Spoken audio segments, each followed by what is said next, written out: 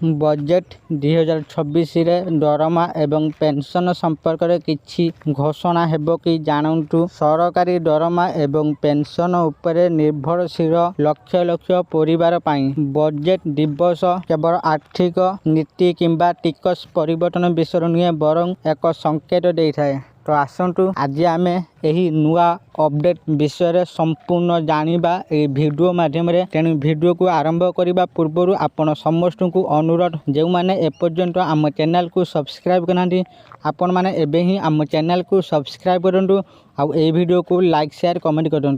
तो चलतु देरी न करके आज वीडियो को आरंभ करवा। अर्थमंत्री निर्मला सीतारमण 1 फेब्रुआरी 2026 संसद में केंद्रीय बजेट उपस्थापन करेंगे। यह तांकर लगातार नवम बजेट हेबो। केंद्र सरकार पैनल को यार रिपोर्ट दाखल करने 18 मासर समय सीमा दि जाएगी। तथापि आर्थिक वर्ष 2027 दरमा एवं पेंशन वृद्धि कार्यकारी होबार संभावना कम। केंद्र सरकारी कर्मचारी एवं पेंशनभोगी मोट संख्या 11 नियुट अतिक्रम करिछि। जदि केंद्र सरकार संशोधित दरमा एवं पेंशनर आर्थिक प्रभाव को पूरण करने एक परिमाणर अर्थ बराद करती, तेबे वेतन कमिशनर सुपारिश गुड़िकर द्रुत कार्यकारिता विषय कल्पना जल्पना वृद्धि पाइब।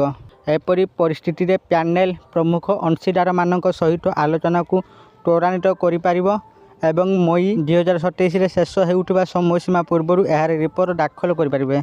अष्टम वेतन कमिशन आनुष्ठानिक भाव में मात्र 3 मास गठित होइछि। पैनल को सुपारिश दाखल करने 18 मासर समय सीमा दि जाइए। ऐतिहासिक भाव में वेतन कमिशन से चूड़ांत सुपारिश दाखल करने पूर्व मंत्रालय विभाग कर्मचारी संघ एवं आर्थिक कर्तृपक्ष सहित एक विस्तृत परामर्श प्रक्रिया अनुसरण करती। वर्तमान पैनल को दि जाइथिबा 18 मासर समय सीमा सूचाई दिए जे शेष रिपोर्ट शेष समय सीमा निकट नहेबा पर्यंत प्रस्तुत होई न पारे। यही समय सीमा मे 2027 शेष होउछि। यार अर्थ होउछि आलोचना त्वरान्वित हो पारे, किंतु चलित आर्थिक वर्ष में कार्यान्वयन असंभव।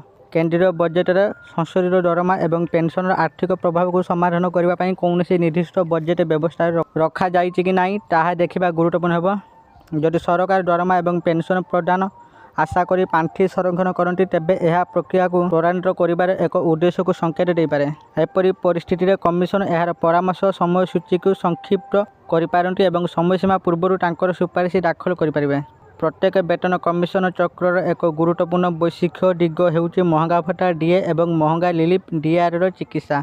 पारंपरिक भाव में जेतेबेले एक नूतन वेतन कमिशन सुपारिश कार्यकारी हुए, डीए एवं डीआर शून्य को पुनःसेट करा जाए एवं परवर्ती समय अनेक पर्याय पुनः स्थापित हुए। यही पुनः सेट प्रायतः घर को नेबा दरमार दृश्यमान वृद्धि को ह्रास करे। वर्तमान चक्र अक्टोबर में सर्वशेष संशोधन पर डीए एवं डीआर 58% रही।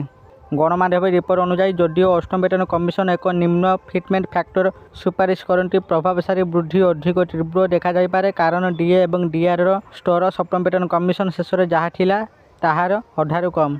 वर्तमान पाई अष्टम वेतन कमिशन द्रुत गति नहीं बरं एक समय सूची अच्छी।